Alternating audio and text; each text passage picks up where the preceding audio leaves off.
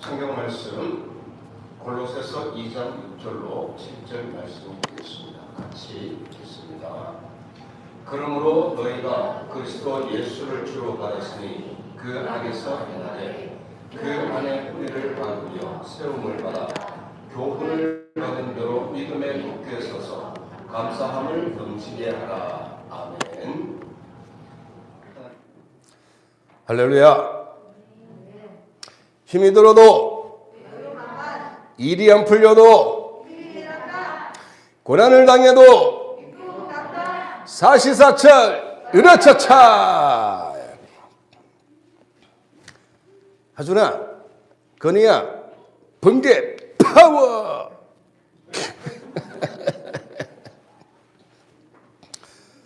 아이고, 우리 건이가 이름 안 불러준다고 화났다고 해가지고 내가 얼마나 겁이 나든지. 그래서 오늘 또 내가 이거 잊어버리면 안 되는데 여기 써놨어. 여기 하준이. 추수감사주일에 이렇게 모여서 예배를 드릴 수 있으니 이 얼마나 참 감사한지 모르겠습니다. 요즘 다시 코로나19 확진자가 막 늘어나고 있다 보니까 또 분명히 사회적 거리 두기가 강화될 수밖에 없겠죠. 그런데 이렇게 추수감사주일에는 또 이렇게 다 모이니까 얼마나 참 감사하고, 또 여기 우리 어르신들도 왕년에 교회에서 온 몸을 던져서 헌신 봉사하시던 우리 김영순 권사님, 또 김덕순 권사님 이렇게 와서 예배를 드리는 거 보고 이런 생각이 들었어요. 아, 우리 주일날에도 우리 어르신들 나오실 수 있는 분은 나오시게 하는 게 좋겠구나. 그래서 다른 교회에서는 예배를 드리기가 힘들지만 우리는 누구든지 다 품을 수 있는 교회니까. 그래서 참 우리 김영순 권사님은 예전에 나 무슨 이 아무개 교회 권사였어요. 그러면서 예배 못 드리는 것 때문에 그렇게 속상해 하시면서 제가 기도해 주니까 눈물을 글썽이면서 제 손을 잡고 감사합니다. 감사합니다. 이렇게 말씀하시더라고요. 저는 그게 잊을 수가 없어요. 그래서 어쨌든 참 너무 오늘 감사가 넘친다 이런 생각이 듭니다. 저는 오늘 설교 제목을 끝이 없는, 끝이 있어서도 안 되는 감사로 정했는데요. 저는 오늘 이 제목으로 설교를 반만 할 겁니다. 저는 설교를 반만 하고 나머지 반은 우리 박종세 장로님과 신은수 권사님 그리고 고상현 전도사님이 완성할 거예요. 일반적으로 사람들이 주로 언제 감사를 드리게 됩니까? 주로 언제 감사를 하게 되죠? 나에게 도움이 되는 그 무엇을 받을 때 감사합니다 그러죠. 나에게 해가 되는 것을 받을 때 대부분의 사람들은 감사하다고 하지 않습니다. 오히려 슬퍼하거나 짜증내거나 화를 내게 되지요. 이제 지금 점점 우리 지구촌은 시름이 더해져 가고 있잖아요. 미국도 보니까 아주 엄청나더라고요. 유럽도 역시 마찬가지고. 이렇게 전 지구촌 사람들의 시름이 점점 깊어가고 있는데, 그렇게 시름이 깊어져 가는 상황에서 감사한다는 것은 쉽지가 않을 겁니다.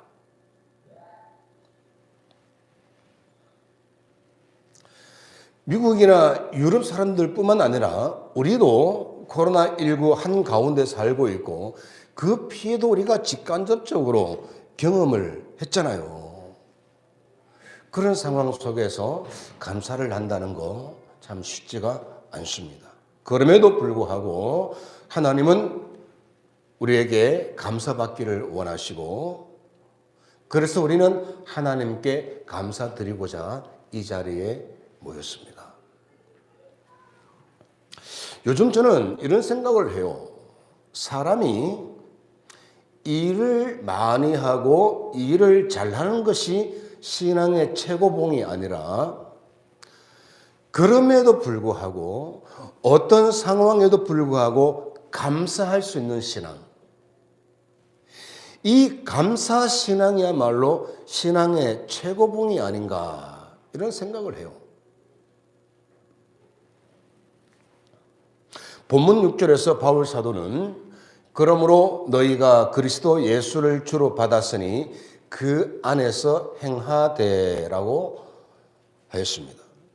그리스도 예수를 주로 받았다는 말은 이제 예수님을 영접했다는 것이죠. 예수님을 믿는 사람은 믿음 안에서 믿음으로 사는 것은 마땅한 거잖아요. 민주주의 국가의 대강령은 국민에 의한 국민을 위한 국가를 지향하는 것입니다. 신앙인의 삶의 대강령은 믿음에 의한 믿음을 위한 삶을 지향하는 것이라고 할 수가 있습니다. 그리고 그 삶의 열매는 하나님에 대한 감사로 나타나야 한다는 것이죠. 그래서 바울 사도는 데살로니가전서 5장 18절에서 범사에 감사하라. 이것은 그리스도 예수 안에서 너희를 향하신 하나님의 뜻이니라고 했습니다. 지난주에 저는 힘겨운 오늘의 현실을 이기기 위해서는 어떻게 된다고요? 내일의 희망을 바라보기 전에 지난날에 내가 하나님으로부터 받은 은혜를 헤아려 보는 것이라고 했습니다. 받은 은혜를 헤아려 보고 이것도 저것도 그것도 다 하나님의 은혜라고 고백할 수 있을 때 내일의 희망이 진정 우리에게 힘을 줄 수 있는 거예요. 이게 되지 않으면 미래의 희망은 그 자도로 희망 고문이 되고 마는 거예요. 이제 우리가 하나님의 은혜를 헤아려 보았다면 그 은혜에 대해서 감사해야죠.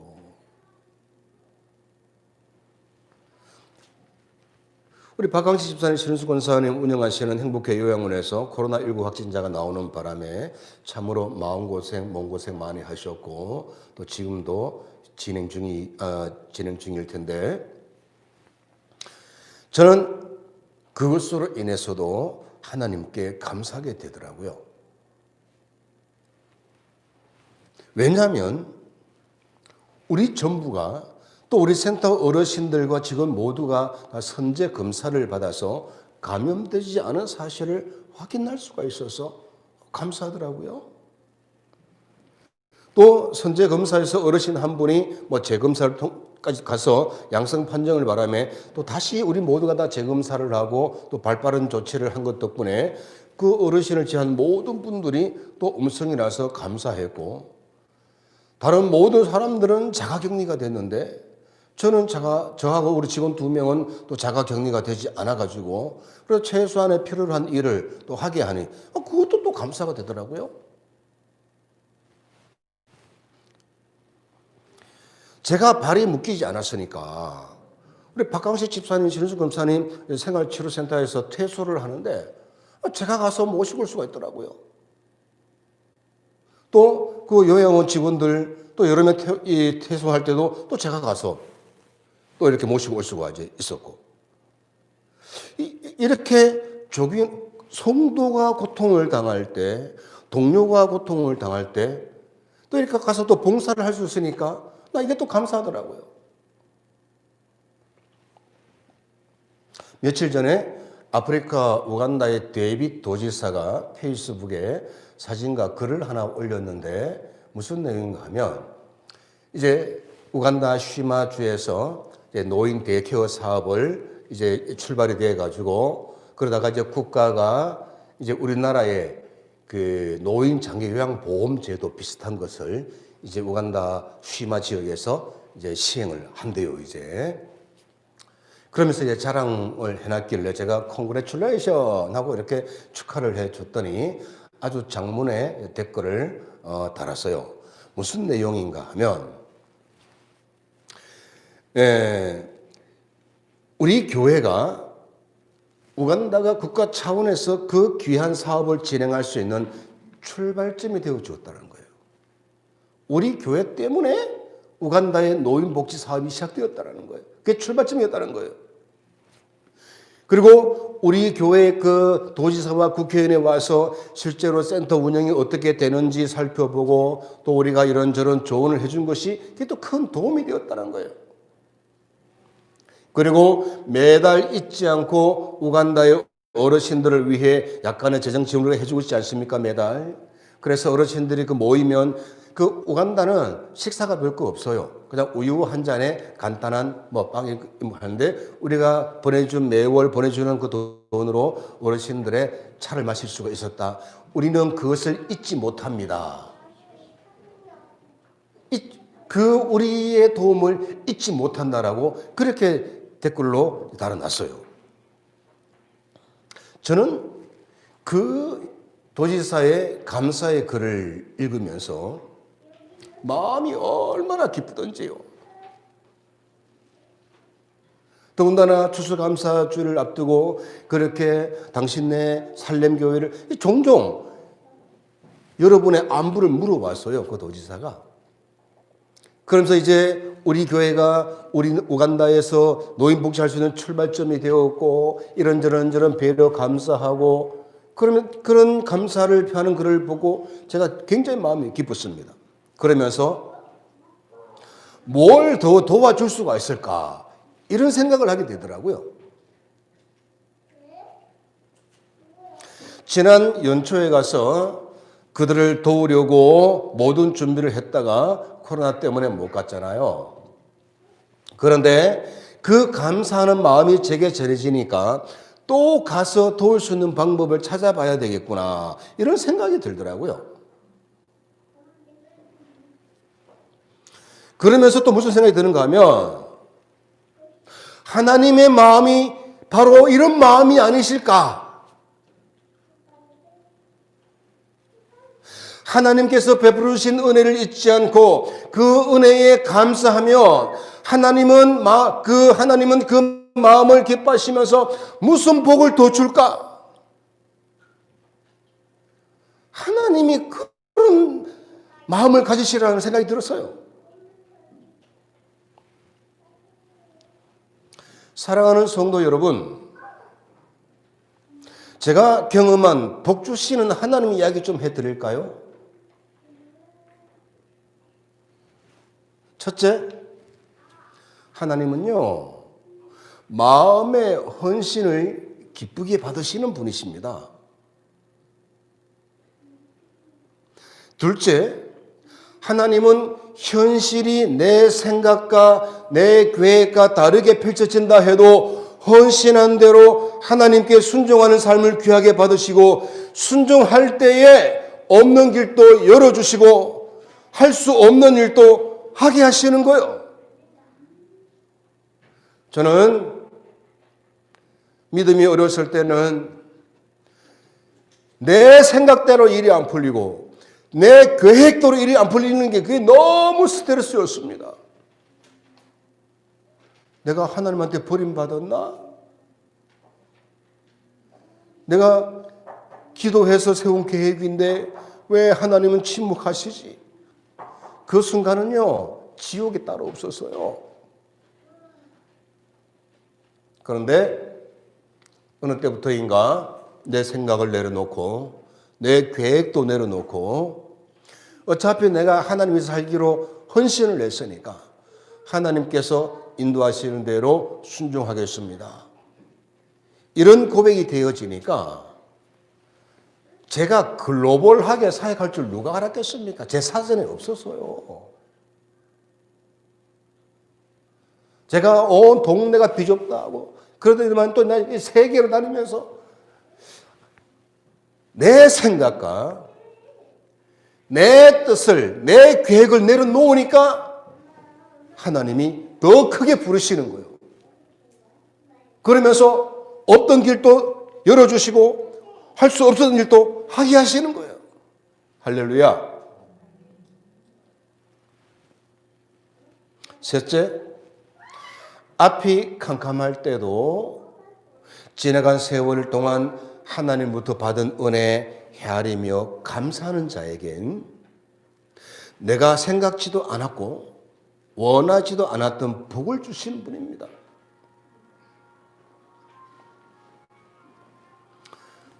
사실 저는 제가 볼 때 대한민국의 목사가 뭐 엄청 많은데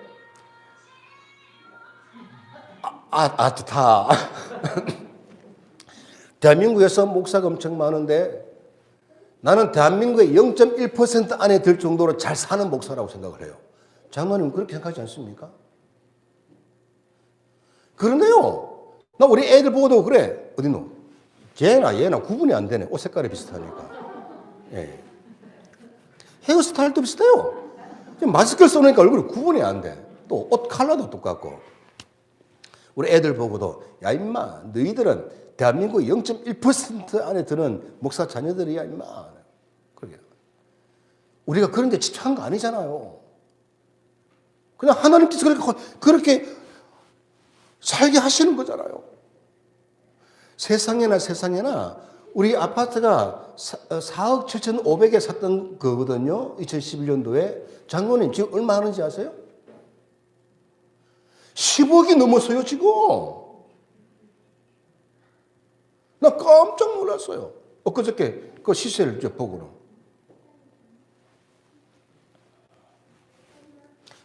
자랑질해서 죄송합니다. 앞이 캄캄할 때도 지나간 세월 동안 하나님으로부터 받은 은혜를 헤아리며 하나 둘 셋 넷 다섯 이것도 감사 저것도 감사 그것도 감사 헤아리면서 하나님께 감사하는 자에겐 생각지도 않았고 원하지도 않았던 복을 주시는 분이 바로 하나님이신 거예요. 이게 제가 경험한 하나님입니다. 나의 하나님이 여러분의 하나님이 되시기를 축원합니다. 그런 점에서 하나님의 복을 받는 그리스도인은 첫째, 끝없이 감사를 드리는 성도입니다. 혹여 섭섭한 마음이 들고 불평이 생기고 원망이 생길 일이 있으면 하나님으로부터 받은 은혜를 떠올리며 감사할 수 있기를 바랍니다. 우리나라 사회복지 프로그램 중에 내가 열심히 일해서 번 돈 중 일정액을 저축을 하면 정부나 지자체가 그 액수만큼 더해서 저축해 주는 프로그램이 있습니다. 그래서 내가 500만 원 저축을 하면 정부에서 500만 원을 더해서 1000만 원을 받게 하는 거예요.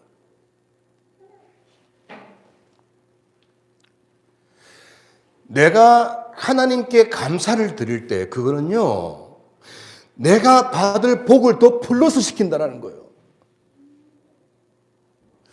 하나님의 은혜에 감사하지 못하면 하나님께서 내게 주신 복을 거두어 가시지만 하나님 주신 은혜가 조그만한 거라도 하나님 감사합니다며 복을 더 플러스 시킨다는 거예요.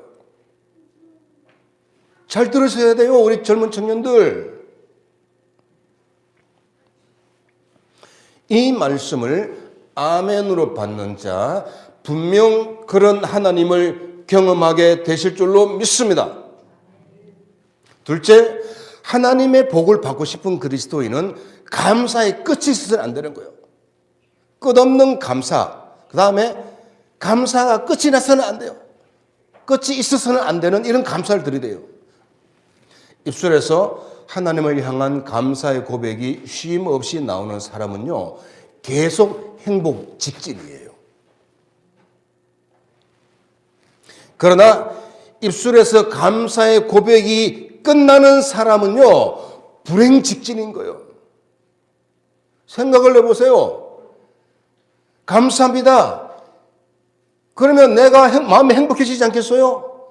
그런데 내가 왜 못 살아. 그게 바로 불행인 거죠. 그 상태가.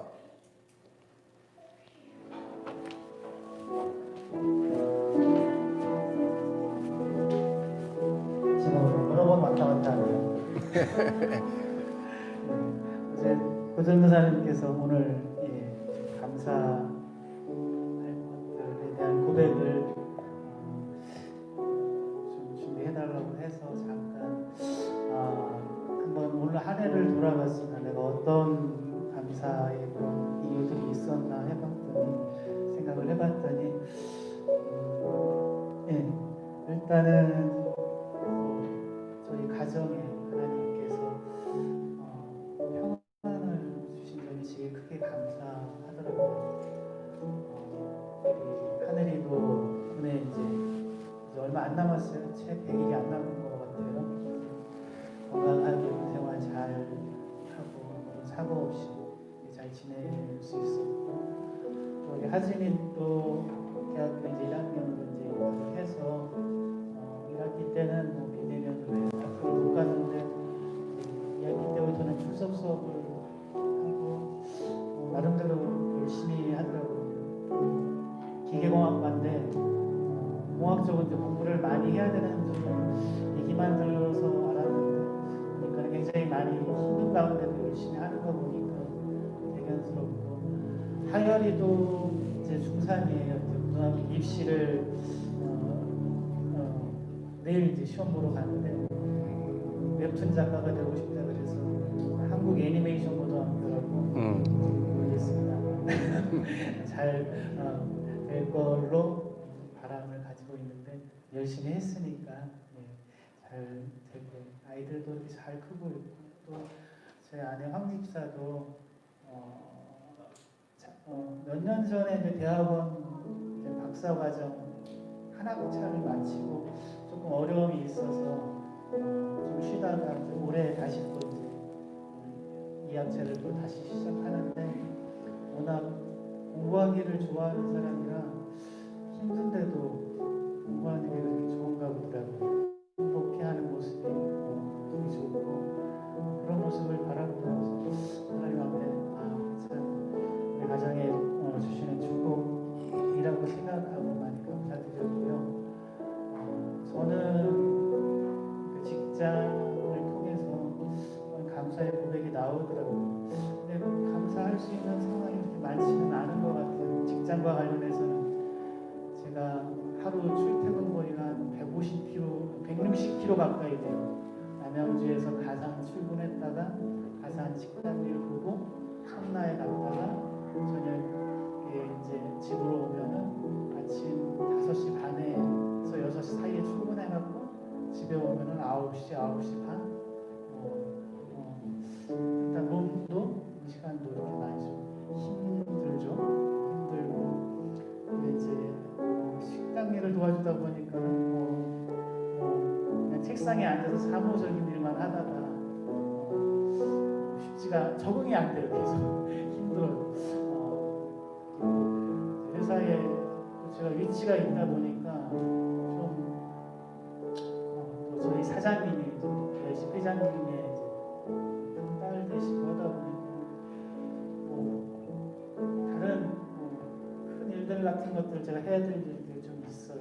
올해는 작년부터 소송도 재판까지도 이제 관여해서 하고 막 그러는데 정말 재판은 하면은 안 되겠더라고요.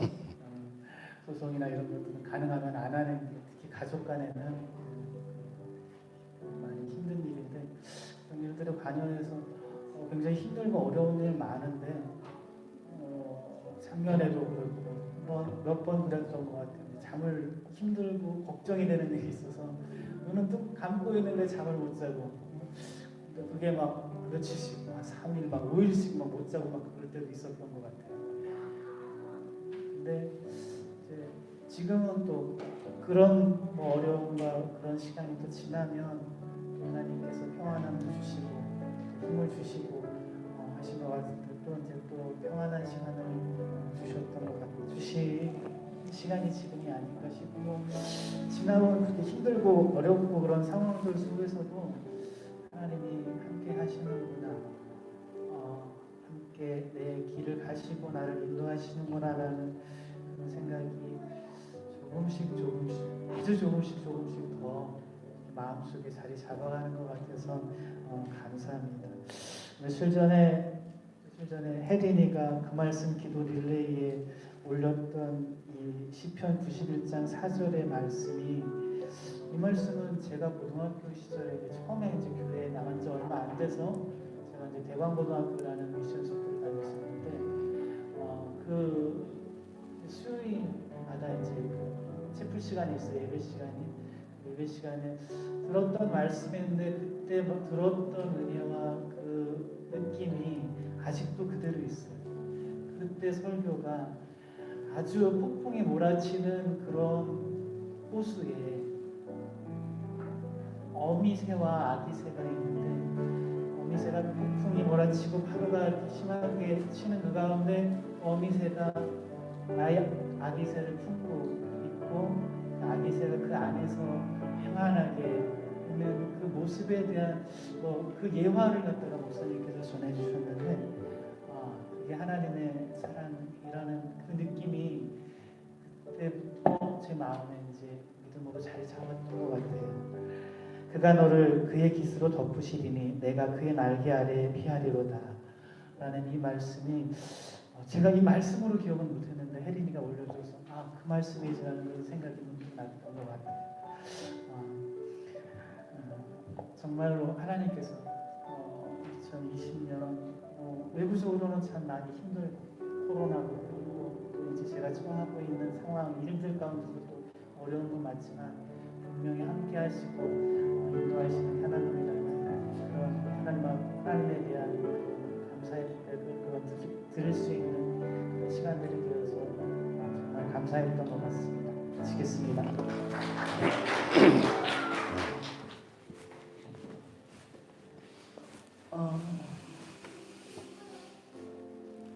얼마 전에 우리 요양원이 코로나 직격탄을 맞았습니다.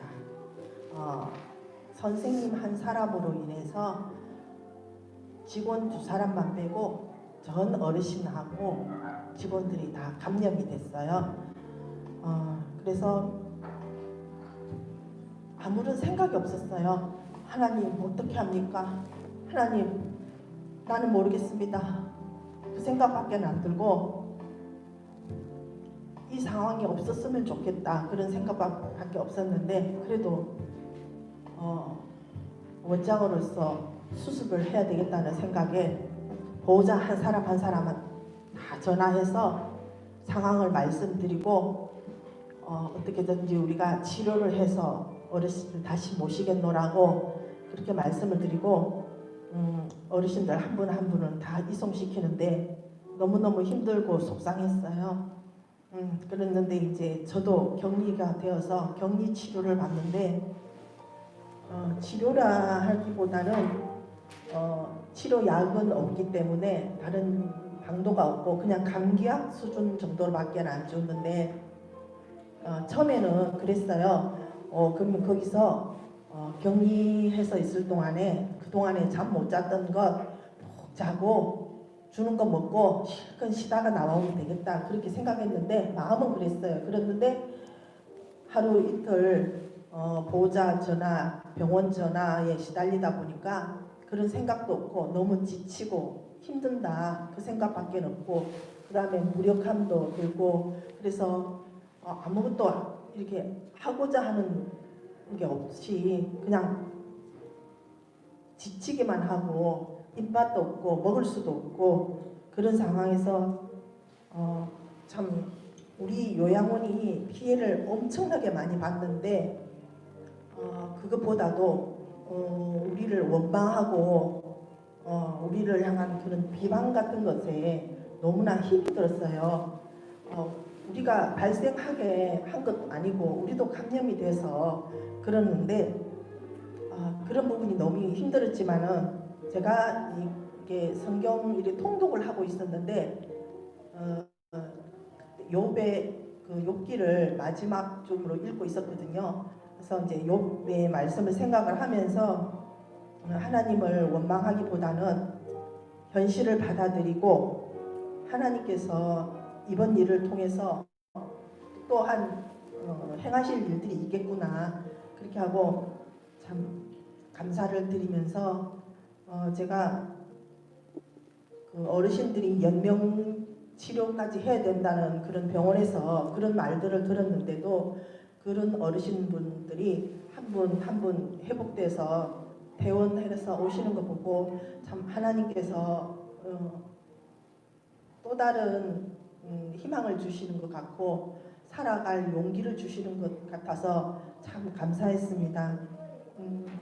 그리고 그래서 지금 현재는 어르신이 13분이 입소를 해 있고 이번 계기를 통해서 많은 사람들의 기도와 염려 덕분에 참 조금씩 회복되고 있고 이 기도가 이게 막 느껴지는 것 같았어요. 사람들이 이렇게 기도해 주심이. 그리고 이제 거기 있으면서 틈틈이 이제 성경 읽고 기도하고 그랬는데 그때 주신 말씀이 제게는 너무 힘이 되었고 이 말씀이 그 힘든 상황 속에서 주신 말씀인 것 같아서 저도 말씀을 소개할까 싶습니다. 하나님이여 내게 은혜를 베푸소서. 내게 은혜를 베푸소서. 내 영혼이 주께로 피하되 주의 날개 아래에서 이 재앙들이 지나가기까지 피하리이다. 내가 지존하신 하나님께 부르짖으며 곧 나를 위하여 모든 것을 이루시는 하나님께로다. 그가 하늘에서 보내사 나를 삼키려는 자의 비방에서 나를 구원하실지라. 하나님이 그의 인자와 진리를 보내시리로다. 내 영혼이 사자들 가운데서 살며 내가 불사르는 자들 중에 누웠으니 곧 사람의 아들들 중에라. 그들의 이는 창과 화살이요 그들의 혀는 날카로운 칼 같도다. 하나님이여 주는 하늘 위에 높이 들리시며 주의 영광이 온 세계 위에 높아지기를 원하나이다. 그들이 내 걸음을 막으려고 그물을 준비하였으니 내 영혼이 우울하도다. 그들이 내 앞에 웅덩이를 팠으나 자기들이 그 중에 빠졌도다. 하나님이여 내 마음이 확정되었고 내 마음이 확정되었사오니 내가 노래하고 내가 찬송하리이다. 내 영광아 깰지어다. 이파야 수금아 깰지어다. 내가 새벽을 깨우리로다. 주여 내가 만민 중에서 주께 감사하며 문나라 중에서 주를 찬송하리이다. 무릇 주의 인자는 커서 하늘에 미치고 주의 진리는 궁창에 이르나이다. 하나님이여 주는 하늘 위에 높이 들리시며 주의 영광이 온 세계 위에 높아지기를 원하나이다. 아멘.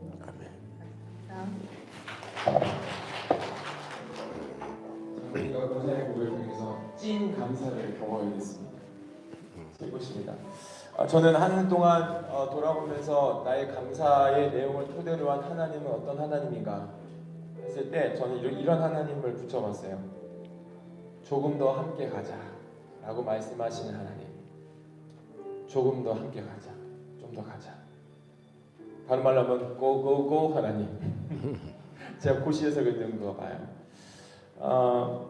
오늘 예배전 찬양 중에 이런 찬송을 불렀습니다. 또 주중에 우리 박장로님이 우리 카톡방에 은혜로운 찬양을 나눠주신 찬송가가 어두운 후에 빛이 오고 우리 찬송 같이 했었잖아요. 그 가사를 보면 반복되는 게 있어요. 모모한 후에 모모한 후에 모모한 후에 빛이 온다라는 말이 나옵니다. 이 말은 시간이 필요하다는 것 같아요. 그래서 제가 생각하는 감사는 시간이 필요한 감사라고 제가 제목을 지어봤습니다. 성경을 보면 여호와 이레를 경험한 아브라함도 아들과 함께 모리아산을 꾸역꾸역 올라가는 그런 시간이 있었습니다. 또 이집트의 총리가 됐던 요셉도 억울하게 감옥에 갇혀야만 했던 그런 시간이 필요했었습니다.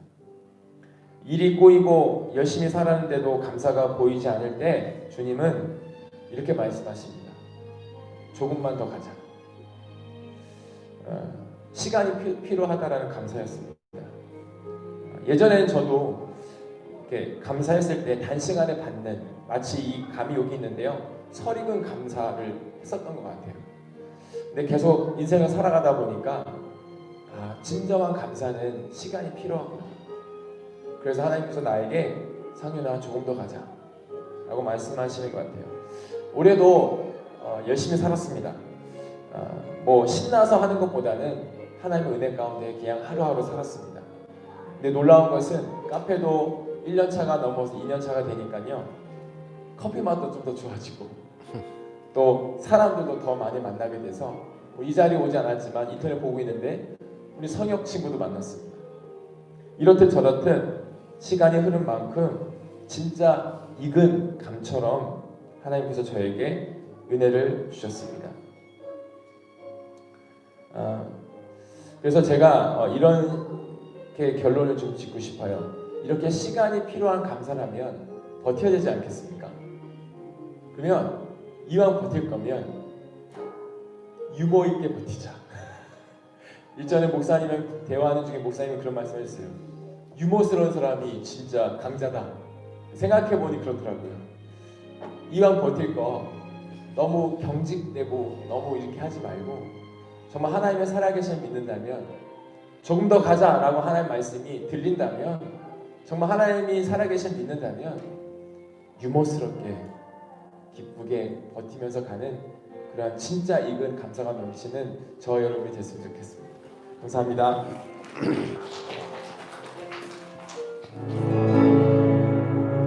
이제는 우리 주 예수 그리스도의 은혜와 하나님의 극진하신 사랑과 성령의 감동하마 교통하심이 끝없는 감사를 드리기를 원하고, 우리의 감사가 영원토록 끝나지 않기를 바라며, 우리의 삶 자체가 감사의 열매가 되기를 원하는 우리 모든 성도들의 머리 위에와 각 가정과 일터 위에 이제로부터 영원토록 함께 계실지어다. 아멘.